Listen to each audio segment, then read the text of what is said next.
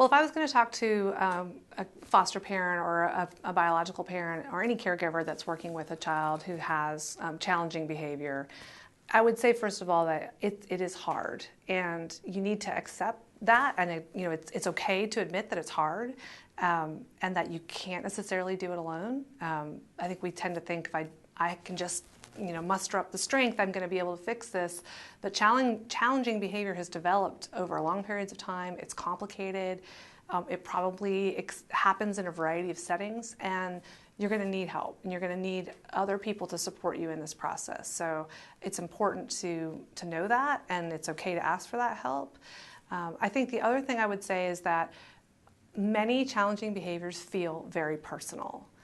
They feel like it's something the child is doing to you. And many times the things they say will be aimed at you. They will be very specific about the things that you are sensitive about.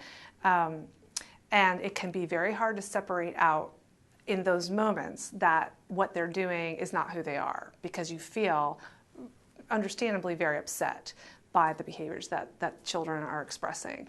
So I think it's really important to remember that behavior is expressing a need, and in any way possible that you can remind yourself of that is incredibly important, especially in the moment when those behaviors are happening, because often not reacting in a negative way is the first step, partially to building trust, but also to changing the pattern. And it's very hard to do that when someone's just called you a bad parent or told you they hate you, or a million things that kids will say in an effort to reject you. So trying to really keep in mind, this is not about me. This behavior is not aimed at me. It's not about who I am. It's the way this child knows how to interact with the world. And I think also I would say that it takes time, that we want to look for progressive, slow change in the direction we want to go, and sometimes that might not be easy to see. But if you are looking for magic overnight change, it's not going to happen. But you will see change with consistent efforts. They're just going to be slower and over time.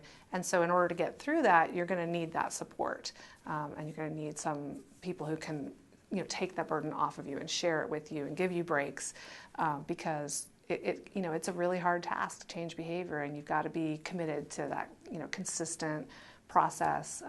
You're going to have ups and downs. Behavior is not linear. It doesn't sort of move in one direction and only in one direction. So things may get worse, they may get better. You may have to change approaches, and there's nothing wrong with that. That doesn't mean you're doing anything wrong. It's just the natural way that humans interact with each other, and if you stick with it, you really can make a difference in a kid's experience and how they are successful in the world.